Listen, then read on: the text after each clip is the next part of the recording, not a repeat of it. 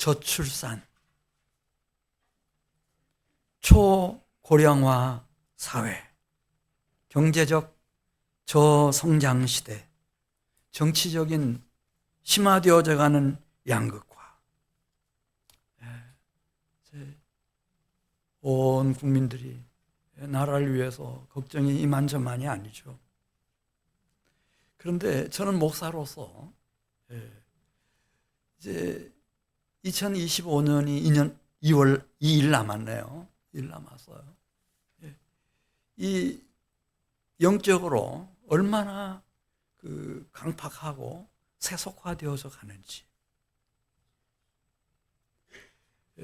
어떤 전문기관에서 이게 막 전 세계적인 현상이에요.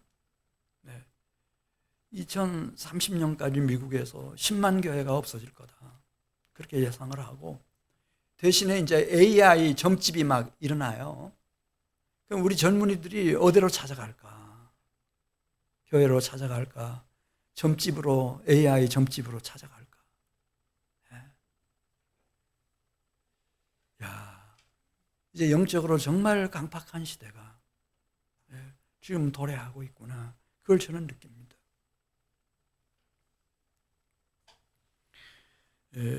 오늘 본문 말씀 보면은 이스라엘에도 그런 때가 있었습니다. 586년 바벨론에게 패망하기 257년 전이었습니다. 그때 남유다의 왕은 아하시아였습니다. 그런데 이 아하시아가 하나님을 떠났습니다. 그리고 북왕국 사마리아 앞집 사람들하고 그렇게 친하게 지냅니다. 심지어 남유다의 방백들 다 이끌고 겨우 살아남은 조카들 다 데리고 사마리아로 갔는데, 그때는 하필이면은 하나님의 예우를 통해서 아합 집안 사람들을 싹 쓸어버리는 날이었습니다. 거기서 죽었습니다. 거기 아하시아는 유다도 내려오지 못하고 묻혔겠죠. 그때 상황을 역대하 22장 9절 말씀 보면, 이에 아하시아의 집이 약하여 왕위를 힘으로 지키지 못하게 됐다고 했습니다. 하나님께 약속하신 일이 있습니다. 내가 다윗에게만은 한 지파라도 꼭 남겨주겠다. 유다 지파 남겨주겠다. 그리고 내 이름을 둔 이 예루살렘, 내 앞에서 다윗이 등불을 들고 있게 해주겠다고 약속한 일이 있어요. 근데 그 마지막 등불이 기름이 다 말라가지고 꺼져버린 거예요. 역대하 22장 10절 말씀 보면, 이 아하시아의 어머니 아달리아가 아합의 딸이고 북왕국 이세벨의 딸인데, 자기 자식 아하시아가 사마리아에서 살해됐다는 얘기, 그리고 장례식 끝났다는 얘기 듣자마자 무슨 일 했나? 남 예루살렘 유다 집에 왕국 씨가 될 만한 모든 사람들을 진멸해버렸어요. 무지막지합니다. 자기 아들인, 심지어 이 아하시아의 아들까지, 친손자까지 다 죽여버린 거예요. 이유는 하나예요. 이 유다 나라를 북왕국처럼 만들고 싶어. 여호와에게서부터 완전히 돌아서게 만들고 바알을 숭배하는 바알의 백성들이 되게 만들고 싶어서. 그리고 결정적으로는 하나님이 다윗과 약속했던, 내가 다윗의 자손을 일으킬 것이고 다윗 왕조를 일으켜서 영원히 견고한 나라와 그런 다윗 자손의 통치를 펼쳐가겠다고 하는 하나님의 뜻을 좌절시키기 위해서 이 아달리아가 다 왕국의 왕자가 되고 왕이 될 만한 씨를 다 진멸시켜버린 겁니다. 이런 어려움이 있었습니다. 이 어려운 순간을 어떻게 극복해냈는가를 오늘 같이 살펴보면서, 만일 우리 지도자들이 끝까지 정신을 못 차린다 할지라도, 또 이 사회와 이 시대가 계속해서 하나님을 떠나고 영적으로 강팍해지고 미혹받고 그래서 하나님을 대적하는 길로 간다 할지라도 지금 이 땅에 부름받은 주의 백성들은 어떤 길을 가야 되는지를 같이 생각해 보려고 합니다. 역대하 22장 11절에 있는 말씀을 보면 그때 어떻게 해야 되는지를 아는 신령한 지혜를 가진 여인 하나가 있었습니다. 그는 여호사브앗입니다. 좀 이름이 어렵죠? 옛날 성경에는 개역 개정 나오기 전에 여호세바였네요. 여호세바였는데 이제 지금 개역 개정에 여호사브앗. 그래서 제가 뭐 이름이 좀 틀리더라도 그 사람이 그 사람이다 이렇게 이해를 해주시면 되겠어요. 여호사브앗. 그는 이제 왕궁에 자기의 침실이 있었어요. 왜냐하면 아버지가 여호람 왕이었거든요. 그 다음에 얼마 전에 죽은 그 아하시아의 누이니까. 그리고 자기 남편은 그때 이제 대제사장인 여호야다 대제사장이고. 근데 이 여호사브앗이 여성이긴 했는데 이럴 때 어떻게 해야 되는지 알았습니다. 그때 하나님을 기억하고 하나님과 다윗 사이에 맺어진 언약, 다윗 언약, 다윗 왕조의 언약, 이걸 위해서 내가 해야 할 일이 뭔지 알았습니다. 그때 그 왕궁 안에 이제 막 태어난 신생 하나가 있었습니다. 이 아하시아의 아들이었는데 이 아이와 유모를 자기 침실에 숨깁니다. 그래서 아달리아가 다 죽였는데 숨어 있었기 때문에 살아남을 수가 있었고, 뭐 밤에 옮겼는지는 잘 모르겠지만 그 근처에 이제 성전이 있으니까 그 성전으로 이 유모와 아이를 빼돌립니다. 그때는 뭐 성전이 거의 봉쇄되어 있었고 다른 사람들은 출입을 이 아달리아가 금지하고 있었기 때문에 성전 안에는 자기 남편 여호야다밖에 없었겠죠. 그 성전 안에서 16년을 온 마음을 다하고 정성을 다해서 이 영아 신생아를 양육해냅니다. 7살이 될 때까지. 그냥 우리가 말하는 것처럼 기도로, 주의 교양과 훈계로, 사랑으로 생명을 걸고. 그래 7살이 되었습니다.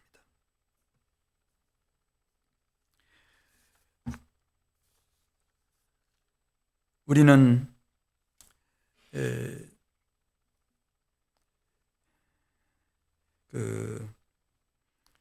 이제 여러 가지 뭐 중요하고 큰 일들을 많이 생각하면서 우리는 하나님 나라 중심으로 이렇게 사고하고 판단하고 이렇게 살아가는 훈련이 잘 안 될 수도 있겠습니다.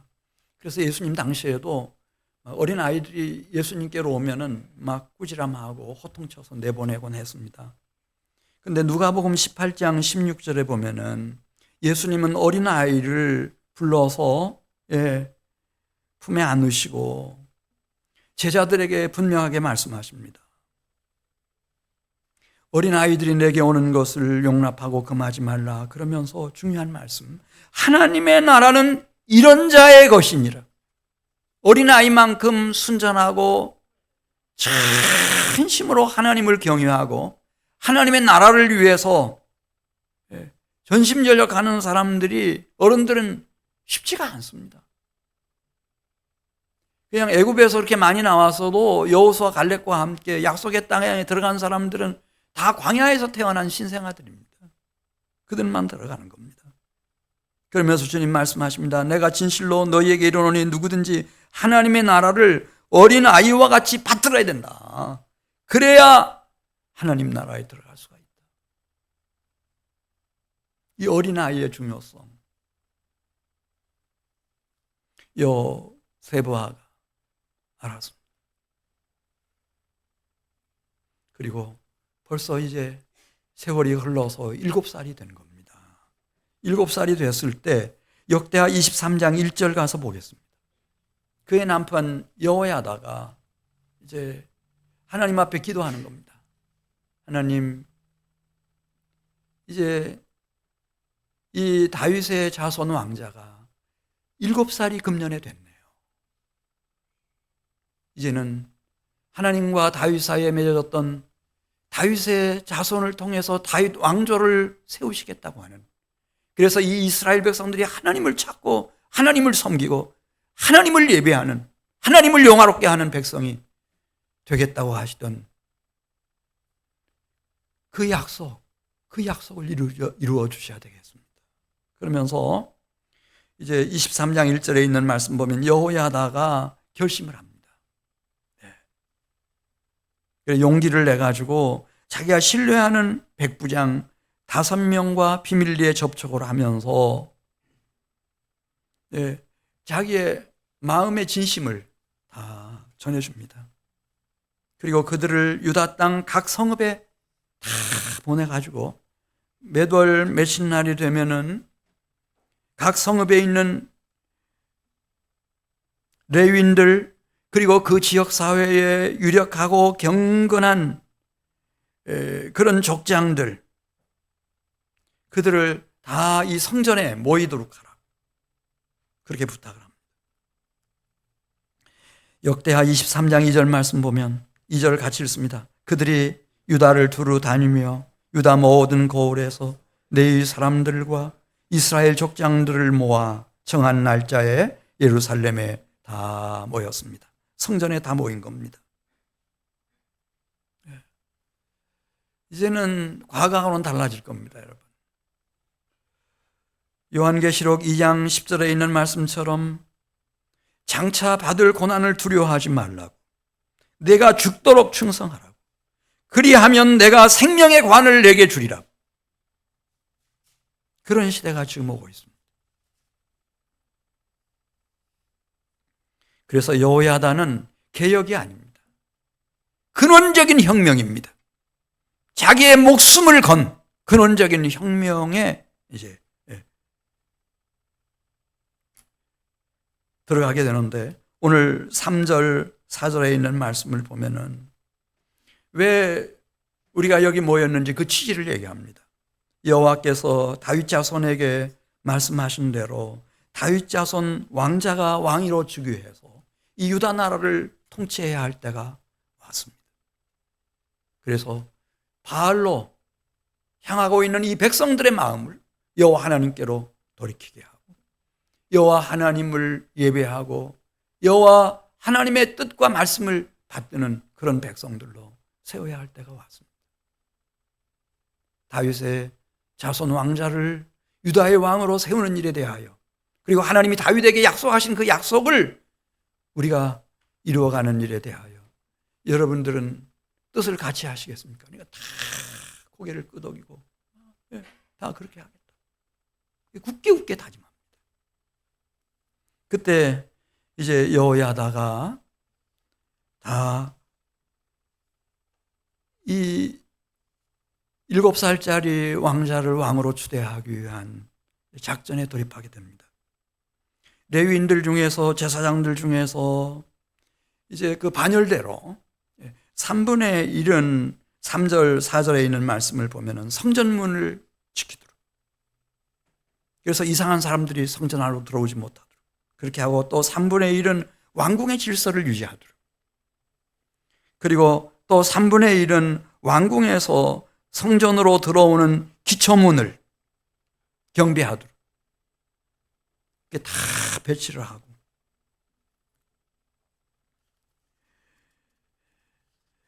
그리고 6절에 있는 말씀 보면 제사장들과 레위인들을 시켜서, 외인들은 이 성전 안에 들어오지 못하도록, 원래 이 레위인 제사장 반열이 있어서 오직 레위인들과 모세의 법에 의하면 제사장들만 성전 안에 들어올 수 있었습니다. 지금 성전 안에는 다윗의 자손 왕자가 있습니다. 그의 신변도 보호해야 되니까요. 그리고 7절 가서 보면은 9절로 바로 가겠습니다. 하나님이, 여호와 이레 하나님이 다 준비시켜 놨어요. 다윗 때부터 이런 일이 있을 줄을 알았는지 성전 안에 무기 창고가 있고 그 무기 창고 안에 창이 있고 큰 방패가 있고 작은 방패가 있고 뭐 칼들도 다 있었겠죠. 네, 그걸 다 꺼내 가지고 이제 제사장들에게, 레위인들에게, 예, 백부장들에게 다 제공을 하고, 그래서 이제 이 다윗의 자손 왕자의 생명에 위험이 가지 않도록 그렇게 완전한 조치를 취하고 난 후에 역대하 23장 11절 말씀 보겠습니다. 무리가 백성들이 왕자를 성전 안에서 인도해내서, 이렇게 성전 밖으로 나오면은 기둥이 둘이 있습니다. 그 성전 기둥 옆에 세워놓고 그 왕자의 머리 위에 면류관을 씌우고 율법책을 손에 들려주고, 그리고 여호야다와 그 아들들이 이 왕자에게 기름을 부어서 왕으로 세웠습니다. 거기에 있던 모든 사람들이 왕 만세를 부릅니다. 이 소리가 얼마나 컸고 그 축하하는 이 음악과 하나님을 향한 찬양이 막 온 성전에 그 근처에 있었을 이 왕궁까지 가득했던 것 같습니다. 놀란 아달랴 여왕이 달려 나옵니다. 원래는 성전 안에 막 밀고 들어갈 수가 없는데 이 아달랴는 워낙 힘이 막강했습니다. 그의 아들이 아하시아 왕이었죠. 남편이 여호람 왕이었죠. 자신이 지금 왕에 올라서 완전히 정권을 휘두른 지가 6년입니다. 그래 막 해집고 가서 보니까 성전 기둥 옆에 다윗 자손 왕자가 기름 부음을 받고 유다의 왕이 돼서 유다의 왕 만세를 부르고 있으니 반역이다, 반역이로다 외치지 않습니까?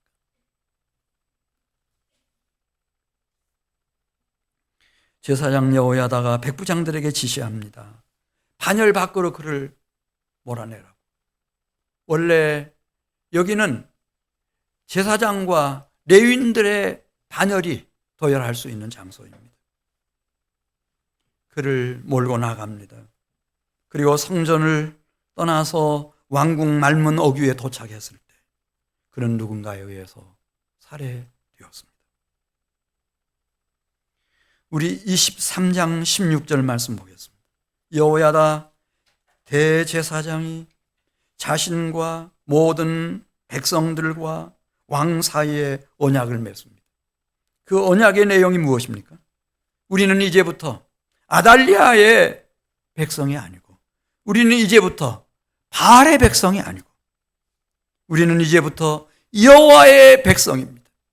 대제사장인 나도, 그리고 지금 기름물 부음받은 다윗의 자손 왕도, 지금 여기에 모여있는 모든 유다의 백성들도 우리는 오직 여호와의 백성입니다. 이걸 다짐하고 맹세하는 겁니다. 우리 16절을 같이 읽습니다. 여호야다가 자기와 모든 백성과 왕 사이에 언약을 세워 여호와의 백성이 되리라 한지라. 그 순간이었습니다. 하나님이 이 백부장과 제사장들과 레위인들 마음 가운데 불을 붙여주셨습니다. 여호야다와 같은 정말 하나님의 백성들이 이 땅에 일으키는 일을 위해서 죽음을 두려워하지 않는, 그래서 이들이 달려가서 17절에 있는 말씀을 보면 얼마나 광채나게 세워놓았을까요? 그 바알의 신당 부셔버리고 그 안에 있는 제단과 형상들 다 깨뜨려버리고 그 제단에서 세력을 떨치던 아달랴가 가장 사랑했을 바알의 제사장 mat단을 죽여버리고, 그리고 우리는 바알과 여기서 결별하는 거다. 이제부터 우리는 여호와의 백성이 돼서 하나님께로 돌아간다. 이런 대혁명의 그 대열에 동참하는 겁니다. 우리 20절 말씀 보겠습니다. 역대하 23장 20절입니다. 백성들과 존귀한 자들과 백성의 방백들과 그 땅의 모든 백성을 거느리고, 그때부터 이제 왕을 그 성전에서 인도하여 여호와의 성전에서 내려와 가지고 윗문으로 해서 왕궁으로 들어가게 합니다. 그리고 그 왕궁 왕의 보좌 위에 다윗의 자손 왕으로 지금 기름 부음을 받은 그 왕을 그 왕의 보좌 위에 앉혀서 유다의 왕이 되게 하는 겁니다. 그래서 꺼져버렸던 등불을 다시 밝힌 겁니다. 다윗의 자손 왕자가 유다의 왕이 된다라고 하는 하나님의 말씀이 다시 불을 밝히기 시작한 것입니다. 그 결과는 21절에 나옵니다. 21절 같이 읽습니다. 그 땅에 모든 백성이 즐거워하고 성중이 평온하더라. 아달리아를 무리가 칼로 죽였었더라. 이제 앞으로의 시대는 이제 점점 국가도 마찬가지지만은 우리 영적인 이 토양 자체가 이전과는 다를 겁니다. 달라져서 예수님이 마태복음 16장 24절 이하에 하신 말씀, 누구든지 나를 따라오려거든 자기 십자가를 지고 나를 따라야 할 것입니다. 누구든지 제 목숨을 구원하고자 하면 잃을 것이요 누구든지 나를 위하여 제 목숨을 잃으면 찾으리라. 이 말씀을 생각하셔야 될 겁니다. 그렇지 않고는 여호세바처럼 다윗의 자손 왕자의 생명을 지극정성을 다해서 7살이 되도록 은밀한 중에 숨겨서 길러낼 수가 없습니다. 여호야다처럼 정말 다윗의 자손 왕이 유다 나라를 통치함으로 이 이스라엘 백성들을 하나님께로 다 이끄는 이 영적인 근원적인 혁명의 시대를 이끌 수가 없는 겁니다.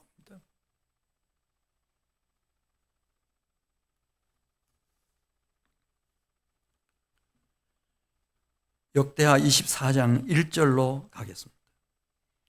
이렇게 이제 다윗의 자손으로 왕의 기름을 부음을 받고 이렇게 왕의 보좌에 앉아서 유다 나라를 통치하게 된 왕의 이름이 누구죠? 요아스. 그 이름의 의미는 여호와께서 보내셨다는 뜻입니다. 그러니까 이게 정확합니다. 다 죽었습니다. 아달리아가 진멸했다고 그랬어요. 하나도 남겨놓지 않고 다 죽여버렸어요.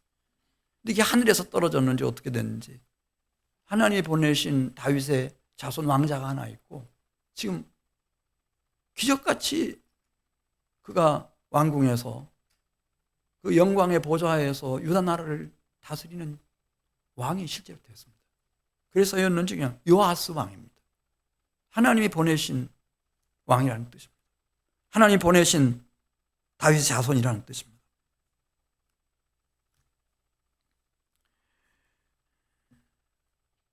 그 요아스가 역대하 24장 2절 말씀 보면 여호야다가 살아있는 동안에 여호와 하나님 앞에서 하나님이 보시기에 정직하게 행했다고 했습니다.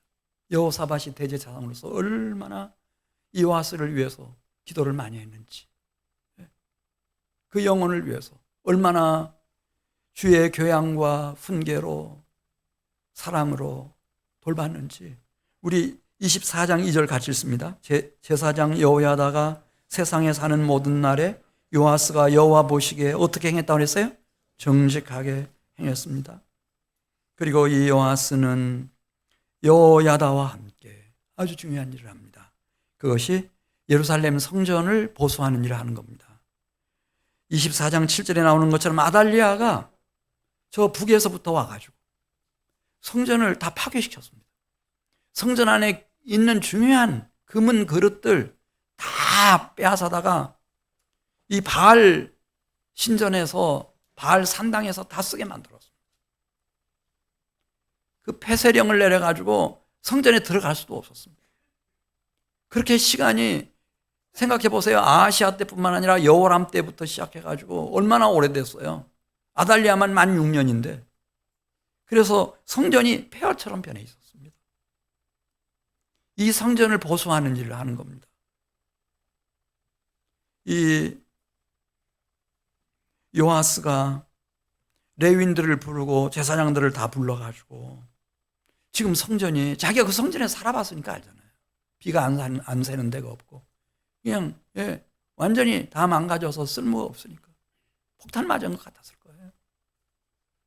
그러니 다 그 자료를 찾아가지고 모세가 이제 광야에서 이스라엘 백성들에게 하나님을 섬기는 하나님의 백성들은 성전세를 내도록 그렇게 정한 일이 있지 않냐. 그 성전세를 내야 성전에서 사역하는 사역자들도 먹고 살 수 있고 그리고 성전도 보수할 수가 있으니 좀 성전세를 거두어서 하나님의 성전을 다시 보수를 하자. 근데 이게 진척이 잘 안 돼요. 그러니까 누구를 부르는가? 여호야다를 부르죠. 여호야다를 불러가지고 이렇게 미적미적 시간만 끌어서는 안 된다. 당신이 직접 나서달라. 그러니까 여호야다가 다 다녔을 거예요. 설득하고 또 설명하고 이렇게 해가지고 막 유다 모든 성읍 사람들이 감동을 받아가지고 이 헌금하기 시작했어요. 이 헌금을 가져다가 이제 12절 보면 24장 12절 보면 왕과 여호야다가 한마음 한뜻이 돼서 전을 보수하기 위한 총감독을 세우고 석공, 목수, 철공, 노쇠공 다 세워가지고 아주 정성껏 여호와의 성전을 보수하도록. 그래서 마침내 하나님의 성전이 이전 모습으로 완전하게 다 원래 모습을 회복할 수 있게 됐다는 거예요. 그러고도 백성들이 계속해서 헌금하니까 그 돈을 모아가지고 여기도 왕과 여호야다가 같이 힘을 모아서 여호와의 성전에서 꼭 필요한 그릇들 있지 않습니까? 원래 금그릇, 은그릇, 숟가락 하나까지 다 만들어서 14절 마지막에 보면 얼마나 아름다운 모습이에요. 여호야다가 세상에 살아있는 모든 날 동안에 그 성전에서 항상 여호와 앞에 번제가 올려졌다는 거예요. 아침에도 번제, 저녁에도 번제, 안식일에도 번제가 드려지고 월삭에도 번제가 드려지고 명절, 절기마다 다 하나님을 섬기고 거기 와서 하나님의 말씀을 듣고 하나님 앞에 기도하고 레위인들이 중심이 돼서 하나님을 찬양하고 하나님이 얼마나 큰 영광을 받으시는지 한 부부가 이 일을 해낸 겁니다, 여러분. 여호세와 여호야다 부부였습니다. 그래 시간이 벌써 많이 지나가지고 이제 15절 가서 보면은 여호야다가 많이 늙었습니다. 130세가 됐고 그는 이 세상을 떠납니다.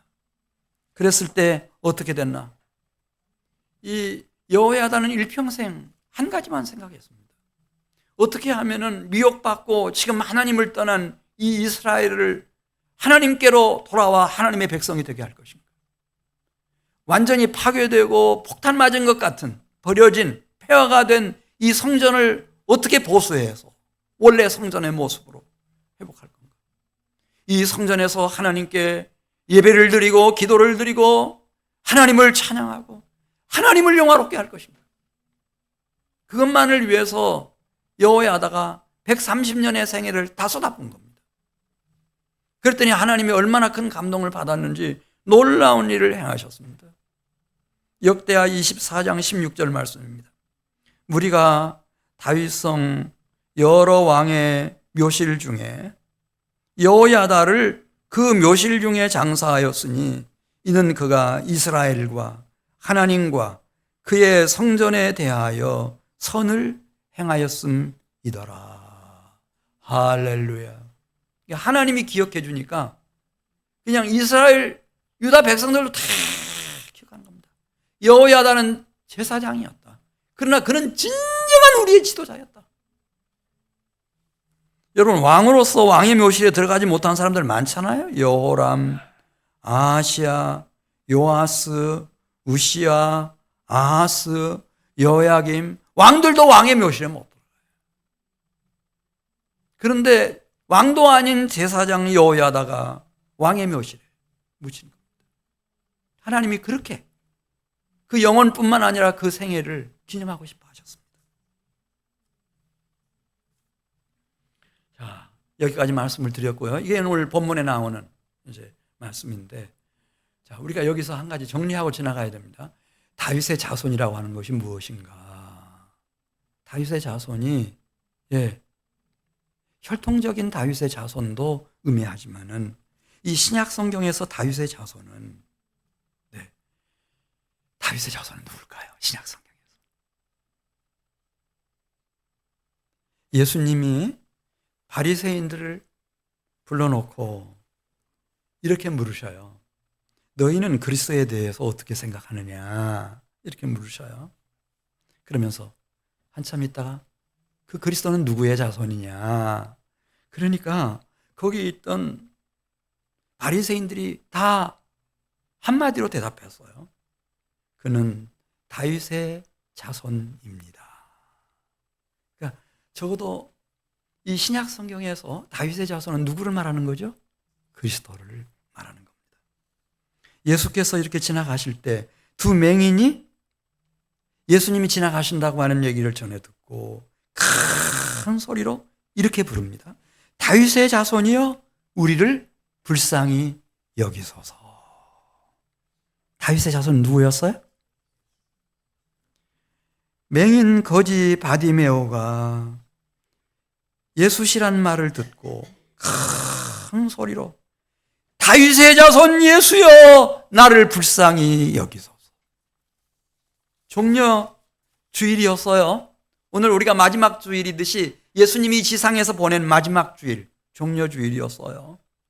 예수님이 작은 나귀 새끼를 타고 예루살렘 성으로 들어가실 때 뒤에 막 인산인해로 젖먹이부터 시작해서 노인들까지 예수님을 따르기 시작했습니다. 거기는 지휘자는 없었습니다. 어디서 배운 것도 아닙니다. 그런데 너무나 완전한 하모니로 호산나 찬양을 부르기 시작합니다. 호산나라고 하는 말은 구원하소서 그런 뜻입니다. 호산나 다윗의 자손이여 찬송하리로다. 주의 이름으로 오시는 이여 가장 높은 곳에서 호산나 하더라. 이 마태는 그걸 느꼈어요. 하늘에서 모든 천군과 천사들이 다 다윗의 자손이 어린 나귀를 타고 예루살렘에 입성하실 때 호산나 찬양을 불렀어요. 다윗의 자손은 누구예요? 그리스도 예수셔요. 그래, 그리스도 예수를 하나님이 보내셨대요. 요한복음 3장 16절에 보면은 하나님이 독생자를 보내주셨으니 그렇게 말씀하잖아요.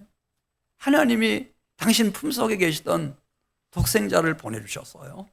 그래서 그를 믿는 자마다 멸망치 않고 영생을 얻게 해주셨어요.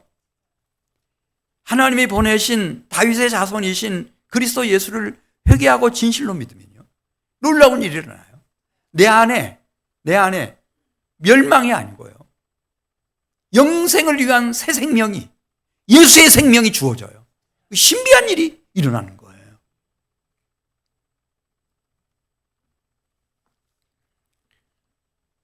그래서 사람들이 그리스도인이 되죠. 예수 믿는 게 이게 헛된 게 아니구나.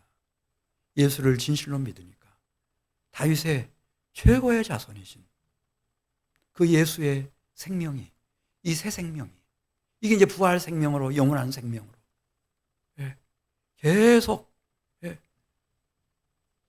영광스럽게 변해가는 건데, 이 새 생명을 로마서 6장 보면은 이 그리스도 예수를 진실로 믿는 사람들에게 이 새 생명, 예수의 생명이 주어지고요, 이 생명은 에베소서 4장 15절에 보면요, 자라난다는 거예요.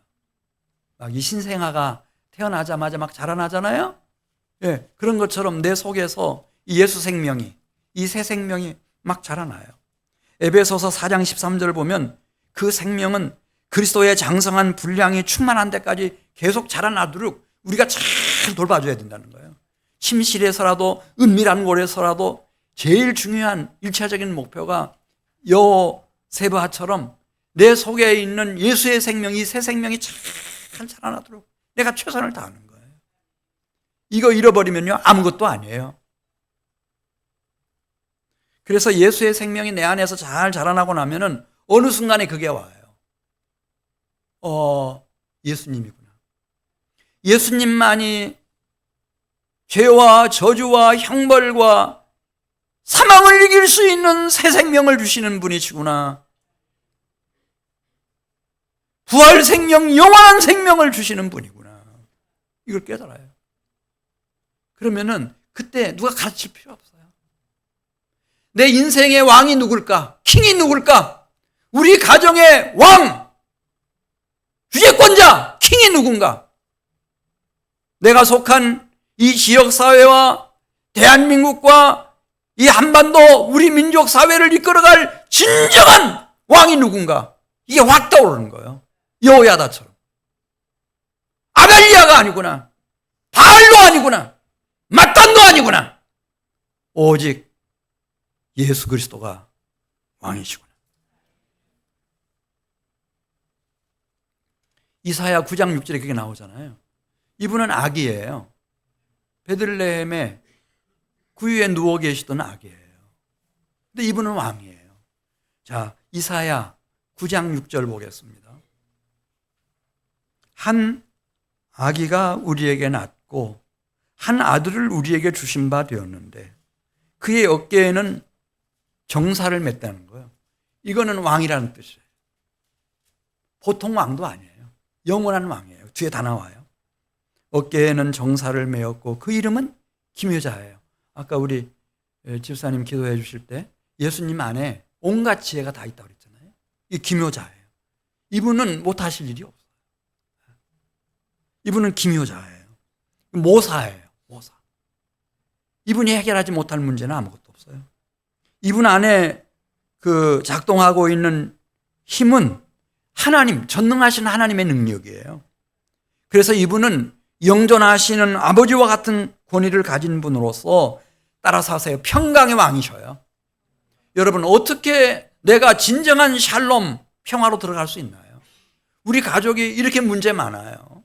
어떻게 정말 단란하고 평화로운 그런 가정을 이룰 수 있겠어요? 어떻게 이 사회와 국가와 이 민족이 어떻게 평화를 찾겠어요, 여러분? 법 기술자들이 모여가지고 막 머리가 터지도록 싸우면 해결책이 나오는 거예요? 공멸하죠, 공멸해. 그건 안 돼요. 한 분밖에 없어요. 한 분밖에 없어. 그리스도 예수밖에 없는 거예요. 이분이 평강의 왕이기 때문에. 이분의 평화의 왕이에요.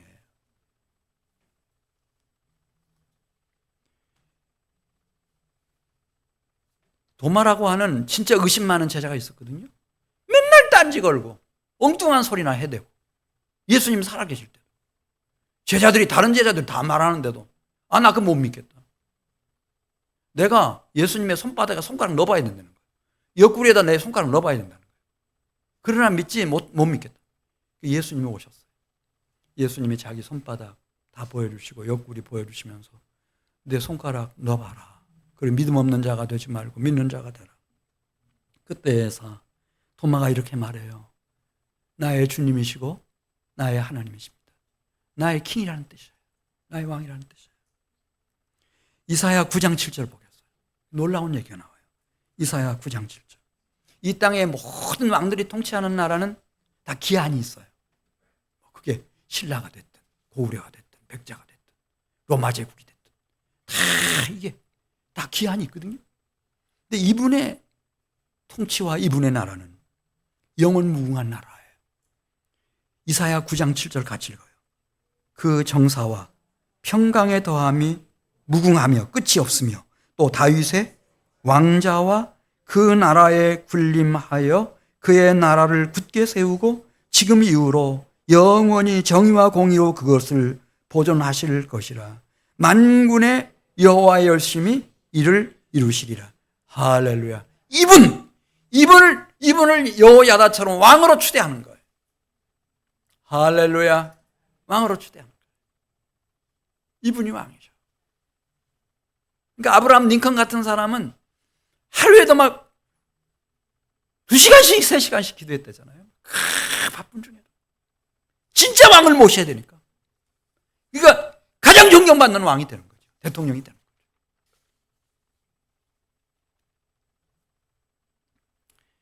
문제는요, 다윗의 자손이 오셨어요. 다윗의 자손이 누구라고 그랬죠? 네. 그 예수님이 나한테 예수 생명, 새 생명을 진짜 주셔요. 이 생명을 누가 여호세바처럼 정성을 다해서 길러내느냐. 이 생명이 자라나면요, 어느 순간이 되면, 그래서 성인처럼 딱 되면요, 이분이시구나. 평화의 왕이 이분이시구나. 이분밖에 없구나. 그래서 이분을 내 인생에, 우리 가정에, 이 교회 공동체에, 이 지역사회와 국가와 민족사회와 인류사회의 왕으로 추대하는 거예요. 여호야다처럼 왕으로 추대하는 거예요. 그리고 이분의 통치와 이분의 나라를 130세 마지막 년, 마지막 달, 마지막 날, 마지막 순간까지 이분의 통치와 이분의 나라를 희극정성으로 받드는 거죠. 그래서 왕 같은 제사장이 돼서 왕의 묘실에 들어가는 거예요. 꺼졌던 등불을 다시 밝혀드는 거죠.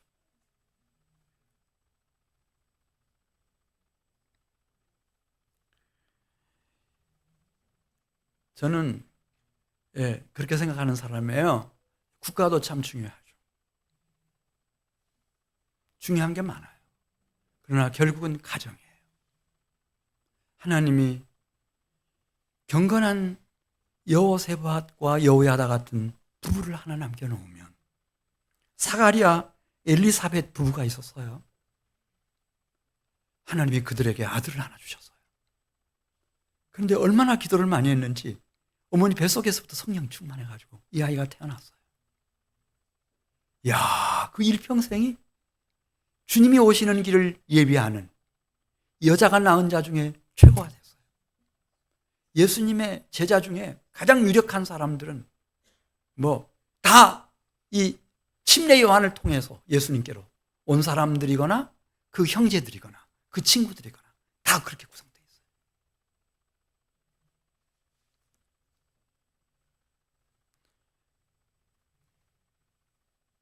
빌레몬이라고 하는 사람이 있었어요. 아비아와 함께 예수님을 진짜 믿었어요.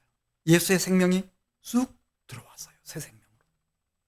그 생명을 잘 키우던 어느 날 예수님이구나. 예수님이 평강의 왕이시네. 영원한 왕이시네. 이걸 깨닫고 예수님을 섬기기 시작했어요. 아들 아키포와 함께. 오네시모도 거기 합류했어요. 그래서 일어난 게 골로새 교회예요. 브리스길라, 아굴라가 있었어요. 예수님을 믿었어요. 예수의 생명이 새 생명으로 쑥 들어왔어요. 이 부부가 그 생명을 여호세바처럼 잘 키웠어요. 어느 순간에 하나님이 용기를 주시고 소망을 주시는데, 이들이 이 이방의 대사도 바울의 너무 존귀한 동역자들이 되었어요. 아볼로라고 하는 큰 대명 설교가 이 사람을 정말 복음적인 설교자로 만들어주는데 결정적 기여를 한 사람이 브리스길라, 아굴라였어요. 이들은 고린도 교회, 에베소 교회, 저 로마 교회, 로마 제국 내에 있는 그 유럽 교회들을 세워가는 그 기초돌이 되었어요.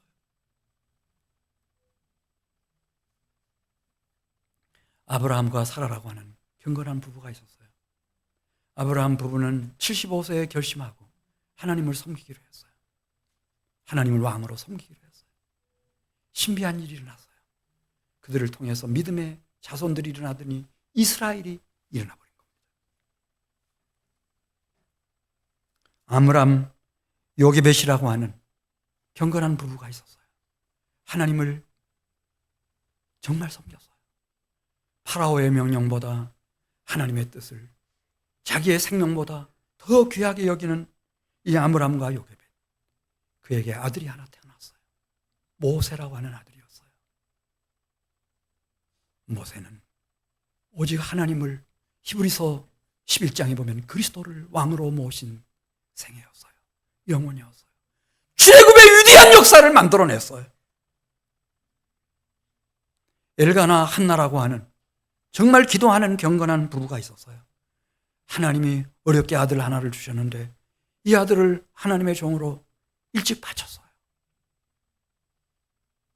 마치 다윗의 자손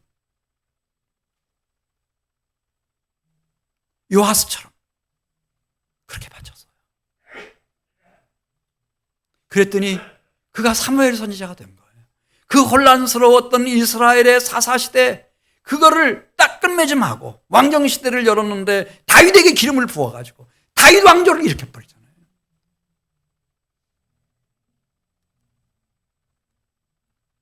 요셉과 마리아가 있었어요. 가난했어요. 요셉은 목수였어요. 그런데 이들이 주님을 경외했어요.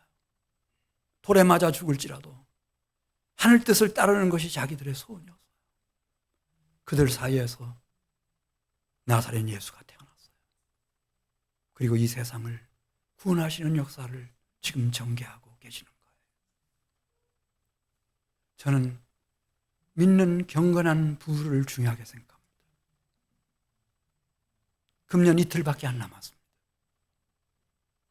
우리 부부가 어떤 모습으로 주님 앞에 설 것인가? 하나님이 주신 자녀들과 자손들을 어떻게 할 것인가? 부모 형제들을 어떻게 할 것인가? 만일 지금이라도 내가 여호야다처럼 떨치고 일어나서 이분을 왕으로 모시고 이분의 통치와 이분의 나라를 위해서 헌신하면 베드로전서 2장 9절에서 너희를 어두운 데서 불러내어 기이한 빛에 들어가게 하신다고 말씀하셨어요. 동방 박사들이 기이한 빛을 봤어요. 그래서 그 먼 곳에서부터 기이한 빛을 보고 별빛을 보고 정확하게 모친 마리아와 아기 예수가 있는 곳에 찾아가서 경배를 드립니다. 베들레헴의 목자들이 거룩한 빛을 보았어요. 그 빛이 임하니까 하늘이 열렸어요. 천군 천사들이 아기 예수의 성탄을 축하합니다. 성탄 메시지를 맨 처음 그들이 듣게 됩니다. 그리고 모친 마리아와 아기 예수께 와서 이 아름다운 사실을 전해줍니다. 구주 강탄의 가장 기쁜 소식을 전하는 제1호 전도자가 되었습니다. 예수 그리스도의 복음은 이것은 참빛입니다. 진리의 빛입니다. 그래서 하나님이 선택해 놓은 사람들은 이 빛 앞에서 반응하기 시작합니다. 살아있는 사람의 눈동자는 빛 앞에서 반응을 보입니다. 반응이 없으면 죽은 눈입니다.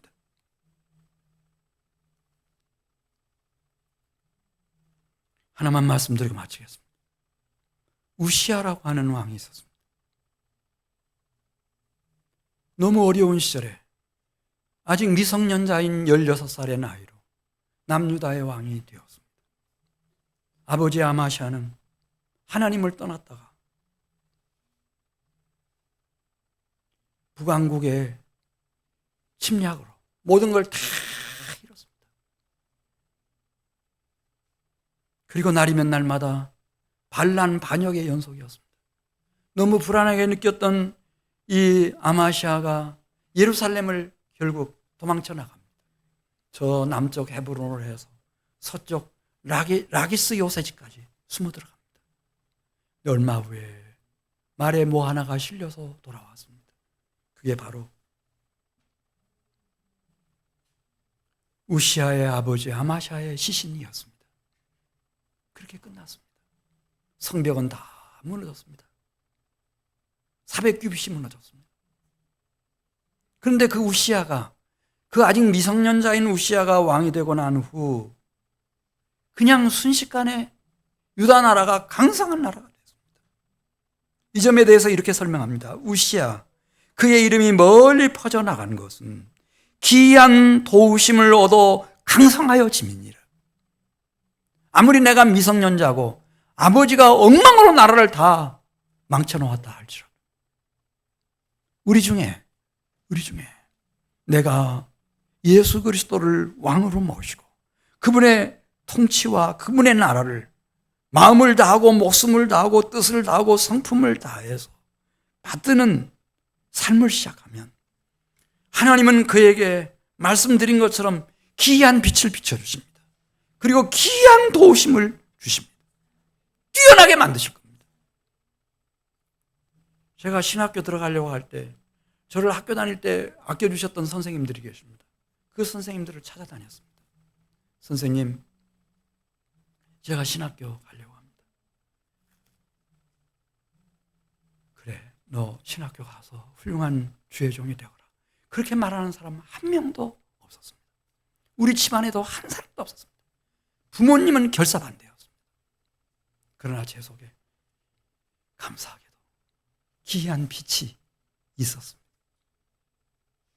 저는 그 빛을 따라서 왔습니다. 지금쯤이면 좀 쓰러져야 되는데 제가 생각해도 저는 1년, 안식년 한 번도 안 다녀왔습니다. 지난 36년 동안. 기도원 간 일도 없습니다. 거의. 특별한 모임 있을 때 유럽에서 무슨 강사로 오라 그랬을 때 한 번 갔다 오고 그런 정도지. 간 일도 없습니다. 그런데 저는 물었습니다. 왜 제가 안 쓰러졌어요? 네. 주님의 기이한 도우심입니다. 저는 그 도우심을 생각하면 아무것도 문제가 안 됩니다. 우리 사랑하는 성도 여러분들이 금년제 이틀 남았는데 2025년을 시작하면서 그리스도 예수 안에 기이한 빛이 있고 기이한 도우심이 역사하고 있다고 하는 거 여러분 기억하시면서 모쪼록 예수 그리스도를 왕으로 모시는 일에 진정하고 영원한 평강의 왕으로 모시는 일에 여러분 충성을 다하시길 바랍니다. 하나님이 결단코 여러분을 실망시켜드리지